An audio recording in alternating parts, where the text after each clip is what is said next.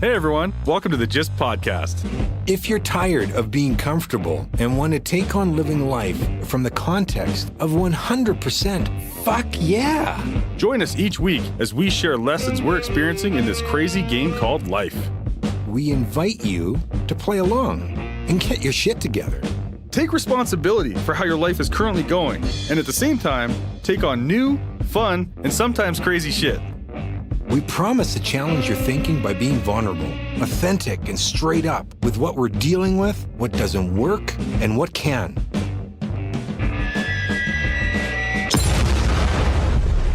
Be warned, this is not your grandma's podcast. Welcome to episode 60 of the GYST Life podcast. Gritty, real, and uncensored insights that have you living your best life on your terms. We are joined by Sunjeev.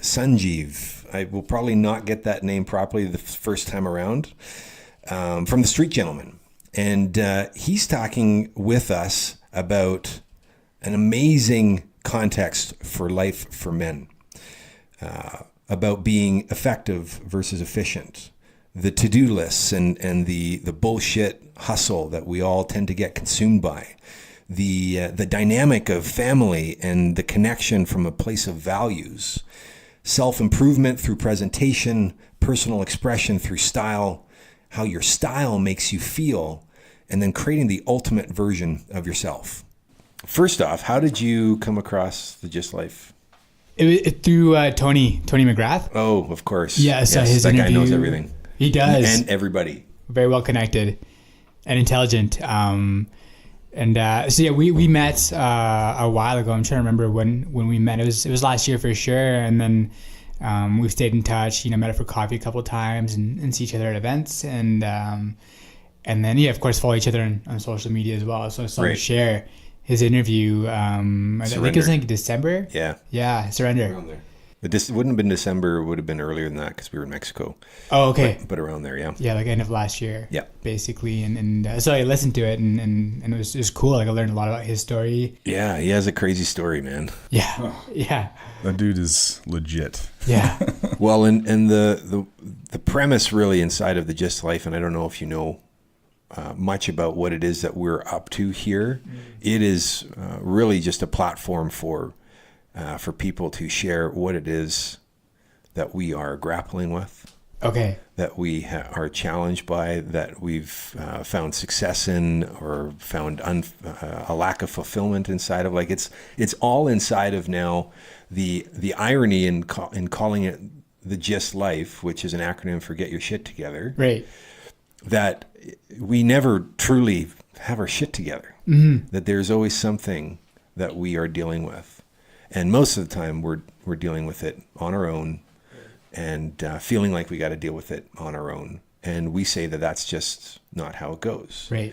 That it actually needs to go a different way, and it's around creating community and getting people around your things that you're grappling with, and that the resolution, the diamond, that magic piece comes out of it.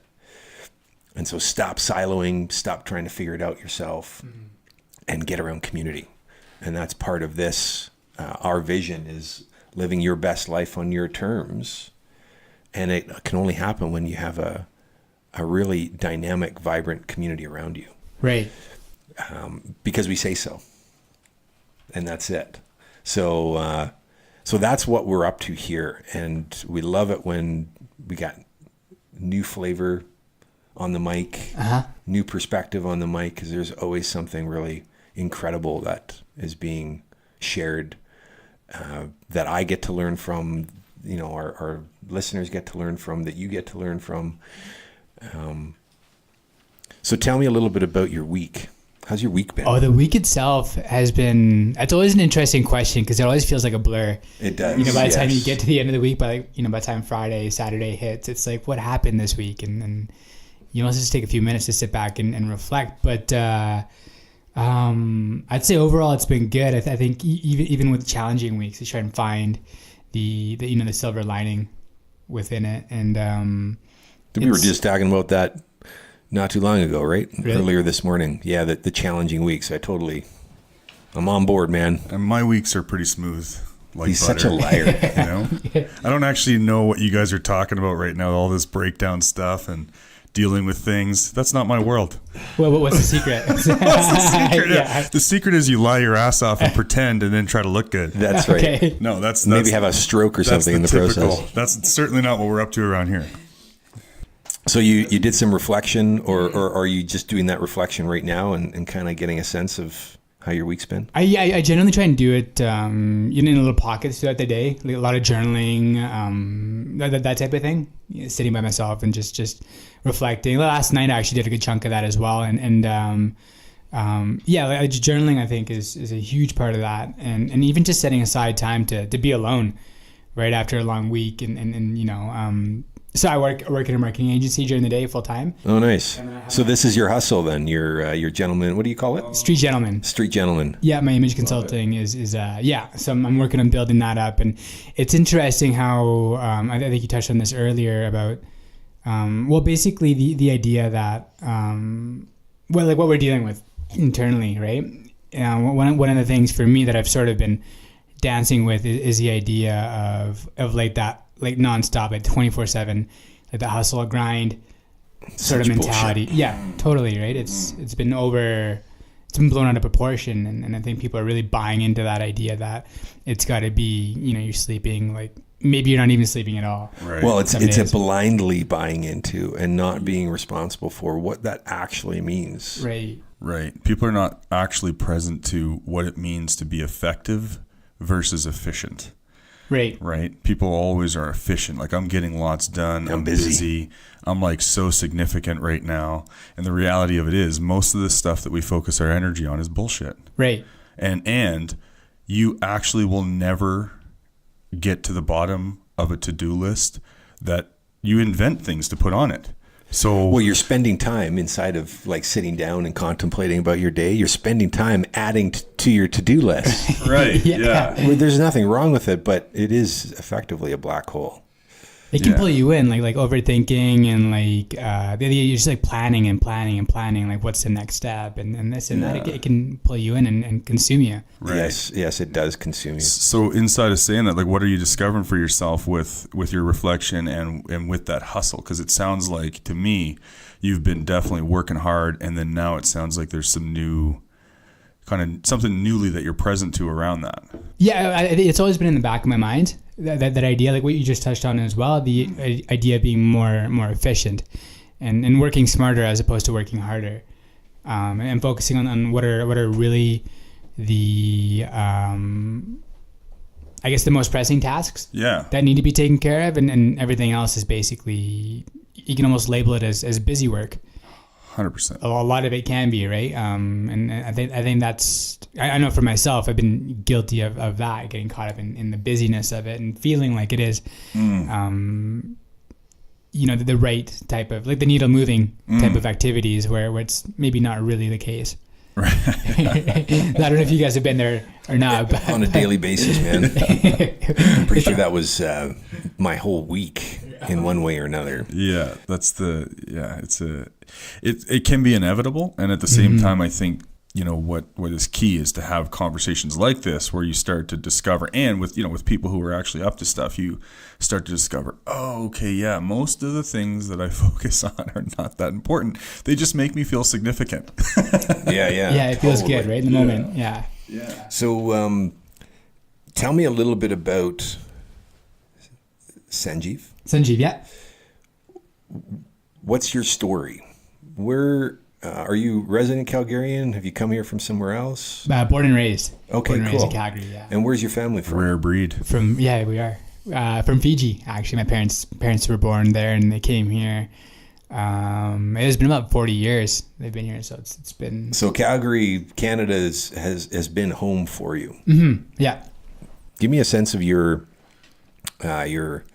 background in your family. What was important being raised? What are you taking with you? Have you taken with you so far? Mm-hmm. Give me a sense of that. Oh, good quality time for sure. Yeah. With one another. We see each other on a regular basis, like at least once a week. I'll see my folks, and then I have we have core group of extended family as well that we'll connect with at least once a month as well. So having that sense of community that's amazing within our family, and then staying in touch with everyone from overseas and in different cities and in the States and that kind of thing. My parents do a really good job of communicating with them and just staying up to date with what's going on in their lives with my aunts, my uncles, my cousins, and all that. And do you think that is a typical way a family works? No, not really. I've even talked to my buddies too, and I know for sure that it's rare, and I'm very grateful for that, like to have them, and it's all love too. Like we're really tight, and that's it's cool. Wow. What does it take to do that? Because I know we all think it's a really good idea. Mm-hmm. Like, it'd be nice. And then we get together with our families and it's like, okay, I'm done here. I've gone as far as I can go with this really good idea. What do you think is the element that's missing that maybe others can work on including inside of? Because it can be a hard thing to find. Mm-hmm. From what I've noticed, it's a lot of like shared values is what it comes down to, right? Having a similar, maybe not the exact same mindset. Sure, yeah. Because I don't think we agreed 100% on everything, but that would be boring too. Yeah, right. Yeah. It's just it's vanilla. Well, it sounds to me like everyone in your family is actually committed to being connected.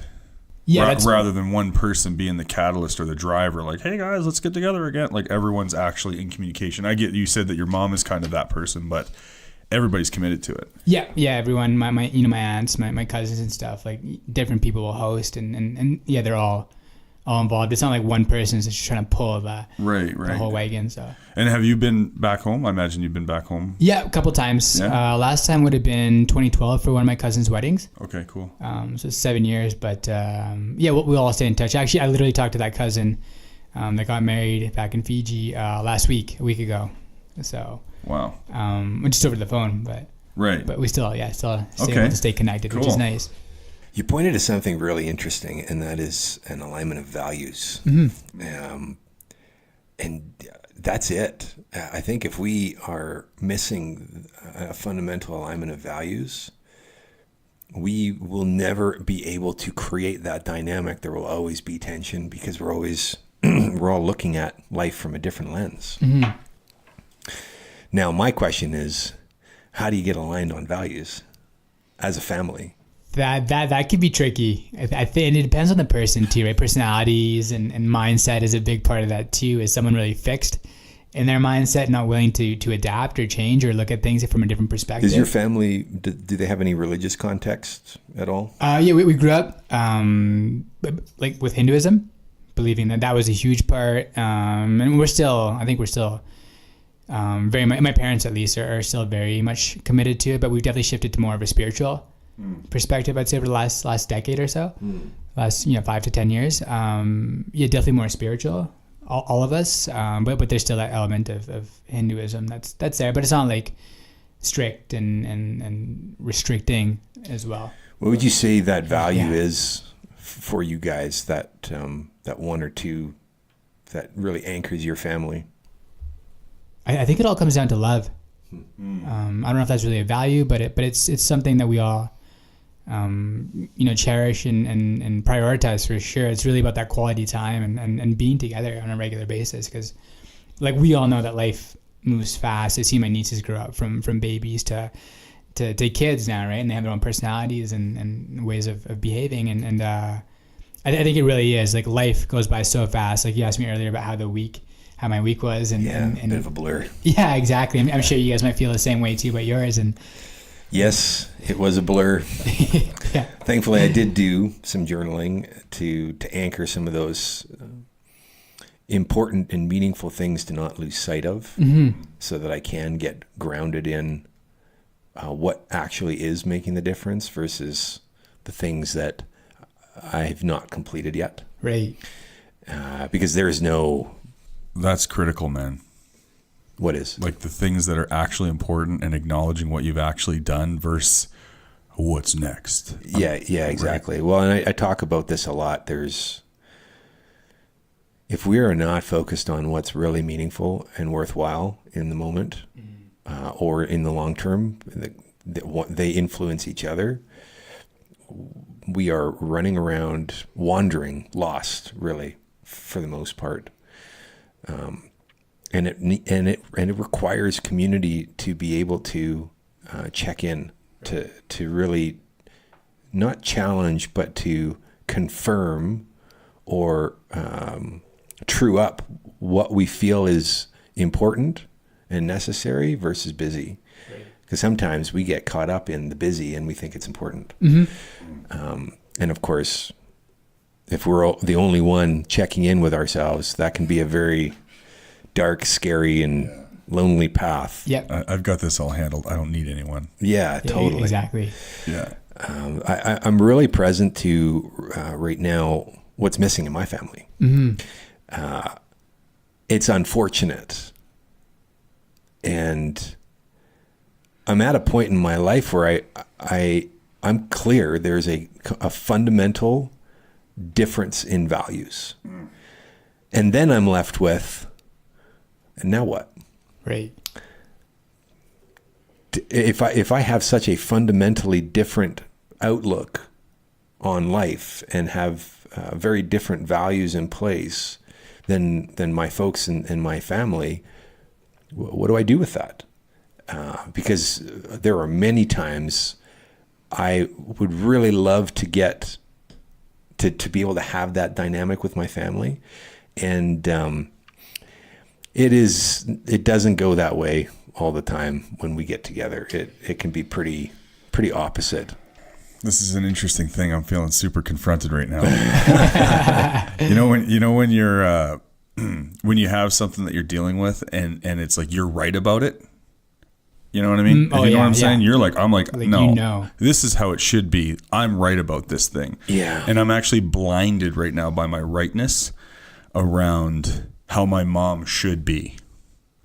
So I had this breakdown with my mom this week. I was having a conversation with her, and I don't want to. I don't want to get into story, and I don't want to there's nothing wrong here. I don't want to bash my mom. It's just that we see the way that life should go, the way that you should live life, what it means to be responsible, what it means to have a meaningful life, right? And that you have, wherever you're at right now, you have 100% of your life left.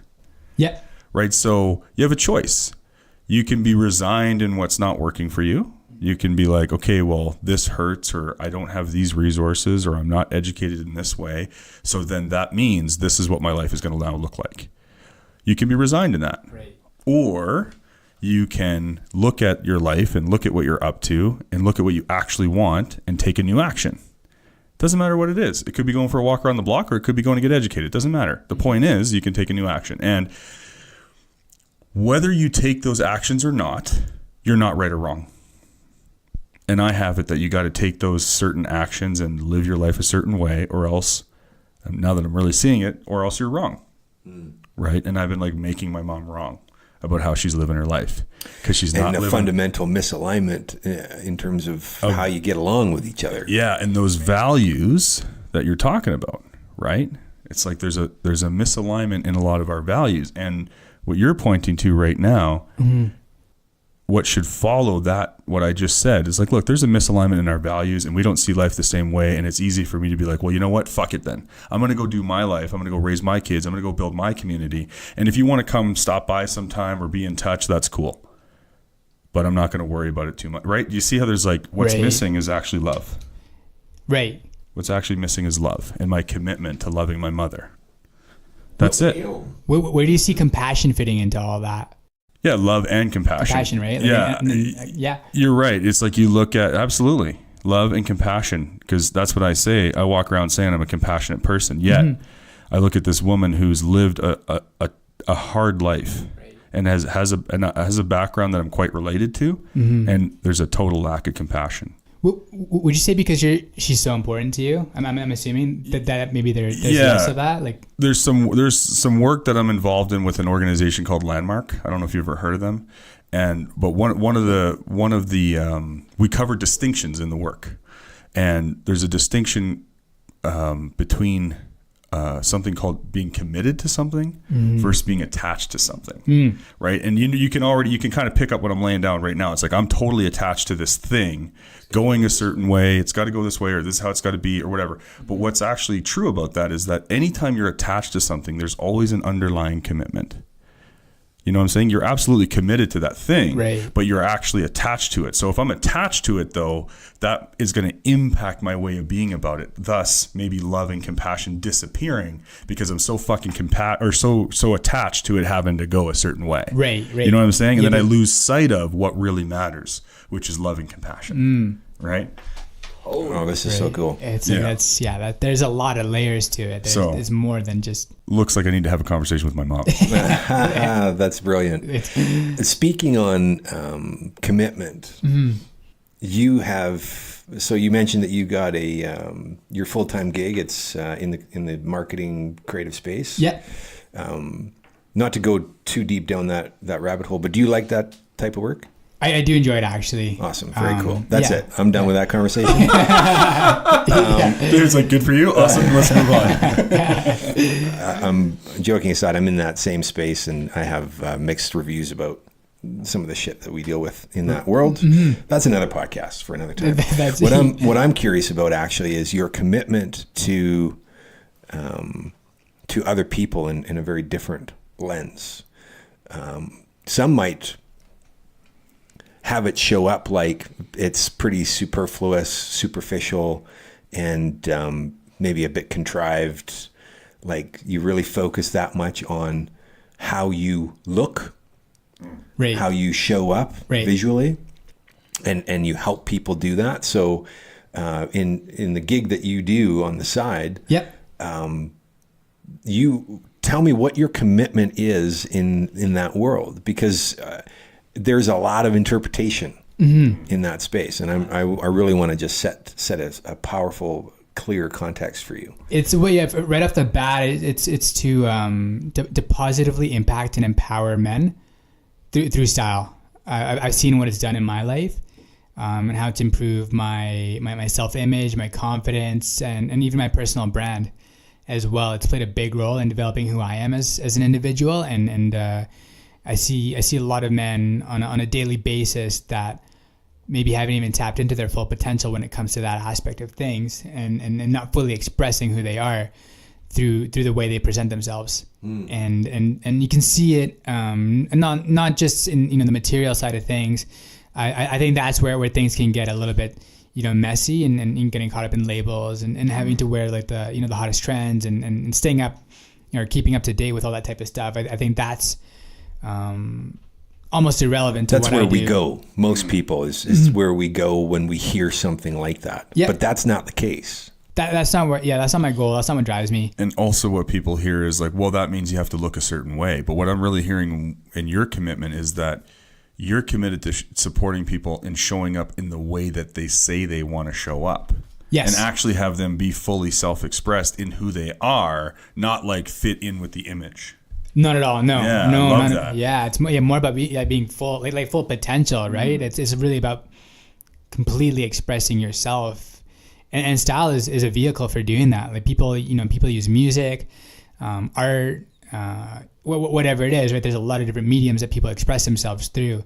Writing is another big one, but yeah, for me, style I think is one of those really important vehicles that's often overlooked. So let's dive into this, because I really like it. I agree 100% that in making first impressions and doing it in a way where you are leaving people feeling really good about the interaction, and there's a long-lasting impression that's being made. How do people show up in making the request to have you help them? Does that make sense? Yeah. Like, when are they ready to get my what's help? Showing up in their world? What's changed in their world that has them now be seriously thinking about it? There's a couple of different factors for sure, where it's either they've tried a few different things and it hasn't really worked for them, and they've come to the conclusion that they need some help, right, to achieve their goals personally, professionally, whatever it might be. Now, is it coming from a place of I've dressed this way. I've done the suits. I've done the casuals. Is it coming from that space, or is it something a bit deeper than that? It's usually deeper, actually. It's more so. Yeah, there are some men that have come to me in the past about looking to advance their careers. I think that's a big part of it. But then there's also the personal side of things too. Like I mentioned, the self-image earlier as well, where maybe not getting whether it be feeling as confident as they'd like to, or leaving that lasting impression as powerfully as they would like to as well. It definitely is more of an internal thing than it is like an outward sort of style, like get the attention, look good on Instagram type of thing, right? Right. It's really about being I say express, but really it's about being comfortable and feeling good and being confident when you get out in the world. Yeah. Right? Because I what I wrote down here was, this is really an exercise in being known.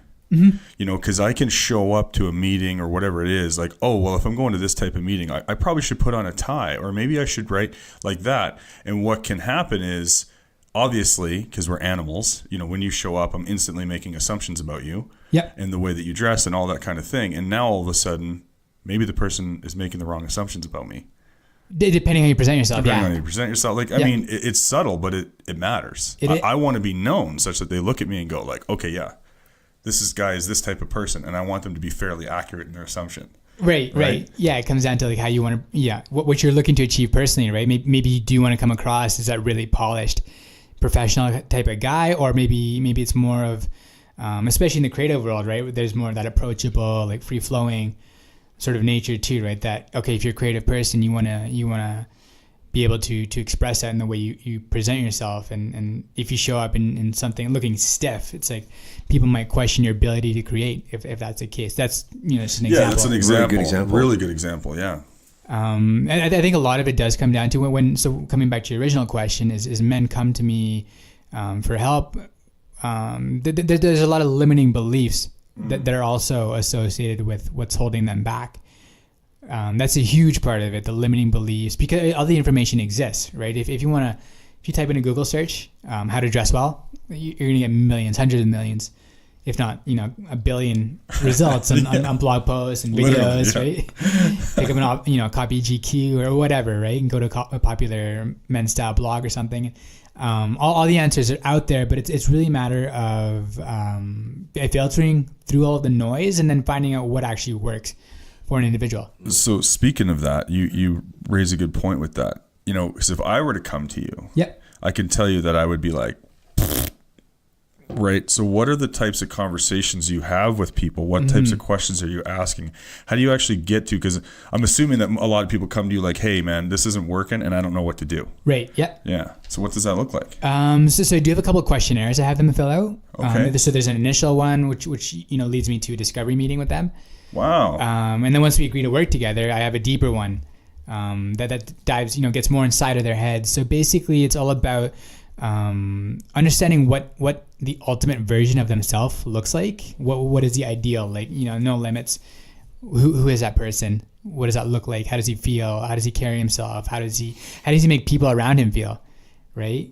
Maybe like coming back to that impression that you make, where you walk into a room and people are basically sizing you up within the first couple of seconds, right? As soon as you catch their attention.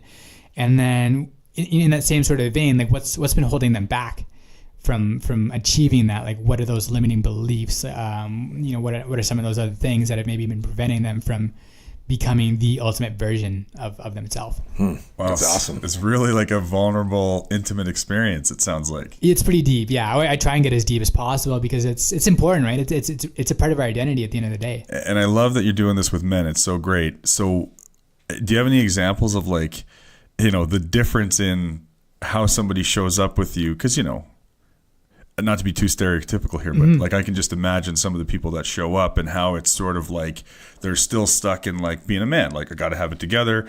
I don't want to look bad. I don't want to look weak. Yep. Like that. And then all of a sudden you start to do some digging and really get to like the heart of the matter. And then this is like transformation.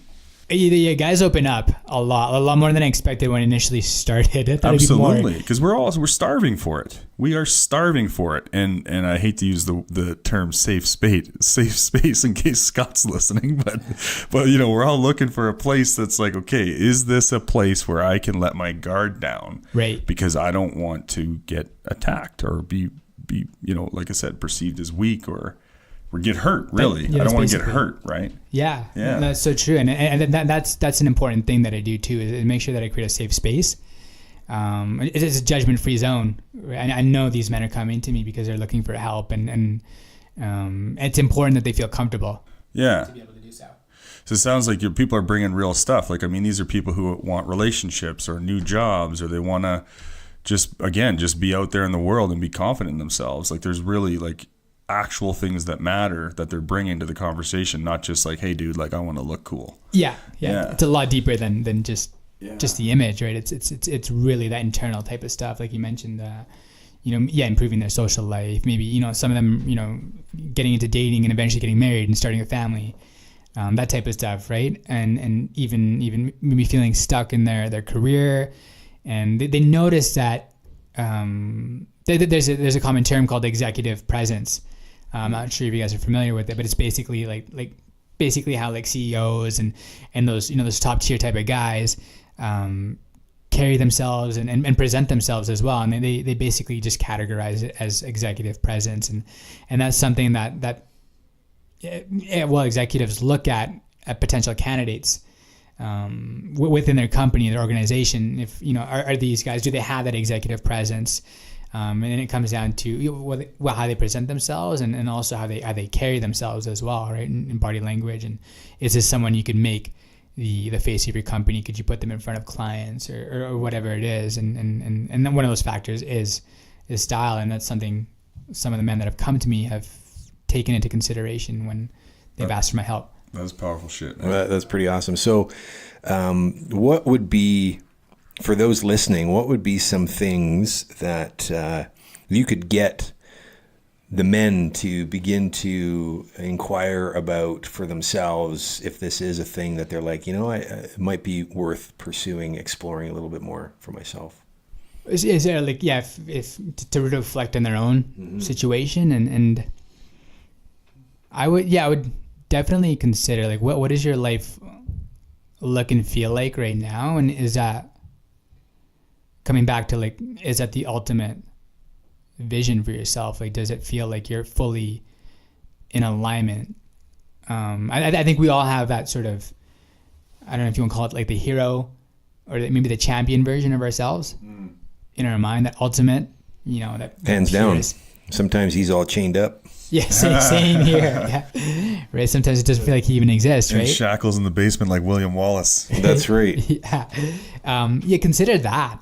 For sure, I would start with like looking at like, okay, what's your current situation, but what does it ideally look like as well, and is there a gap there? And I think for some men, it's it's already lined up, and for other men, that there's a much wider gap in place, and that's maybe where you want to reflect and start to consider like what's missing, and what are some of the small steps I can take today to work towards that. Yeah, and be realistic with yourself around the gap between where you are and where you want to go. We have a tendency to want to just take the leap and be completely unprepared for just how far the gap really is. Yeah, transform everything all at once. That's right. And then you wonder why it's not working. I'm going to cross this chasm, and I'm going to do it with 500 pounds of shit on my back. Yeah. And then I'm going to wonder why I don't make it. Because I can. Yeah. So how can people reach you if they want to dig in a little bit more and explore? Yeah, they can always email me, Sunjeev at streetgentleman.com. That's SUNJEEV at streetgentleman.com. The website as well, streetgentleman.com is, I stay pretty up to date with my content, and I have a lot of blog posts and producing more videos recently. So doing that, and then social media is a big part. Instagram, Facebook, and LinkedIn as well are all. So Instagram and Facebook are both Street Gentlemen, and then LinkedIn is Sunjeev Prasad. Awesome. Wow, this was awesome. Hey, yeah, this was awesome. So I'm definitely going to follow you on Instagram. But Please. can I now get a little bit silly? Because if you said I've never done anything this structured or formal before, so now that the hugely air quoted formal part of the podcast is done, I've got a question for you. Sure. So I don't know I have it that I don't know anything about style. Okay. Okay. And so then I see like a lot of these trends, and like a lot of people will start doing things because, other people are doing it, Right. and it's cool. Right. And so what is with dudes not wearing a belt with a button-down shirt in their pants? I can't get with that. Oh, just like leaving the belt altogether? Yeah, or? like no belt. And Yeah. now I'm seeing so many people do it, and people who actually look good. So I'm thinking, okay, this must be a thing. Is that a thing? Yeah, you definitely see it in the bespoke world for sure. What is that? Say it again? Custom suits, bespoke. Bespoke? Bespoke, yeah, custom suits, basically where they're tailored to fit you at the waist, and then some of them will have like adjustable. Sure. Okay, I got that. Your pants are not going to fall down. Yay. Yeah. But why are they not wearing a belt? Like, I don't great care question. about that. It's ridiculous. I think it looks. But maybe I'm old school. I think Vern might be attached. I'm a little attached. Maybe I might be old school or whatever, but I'm like, yo, son, put a belt on. That's where I'm at with that. You It's lose just- your pants. So is it what is that driving that trend? Because I know like we all get that we don't just wear belts to keep our pants up, right? We are on the same page on that. Yes. Sorry? We are on the same page that we're not just wearing belts to keep our pants up, right? Oh, right. Yeah. Yeah. Okay. Cool. So it's an what's accessory too? Yeah. What would you say? Like maybe it doesn't matter, but what would you say about that trend? Like why is that a thing? I think it looks totally incomplete. It looks like you forgot your belt. Yeah, it feels like something's missing. Yeah, like it's an accessory that I think adds a lot to a look, regardless of what the look is. Yeah. Personally. Sort of brings it all together, completes it. Yeah.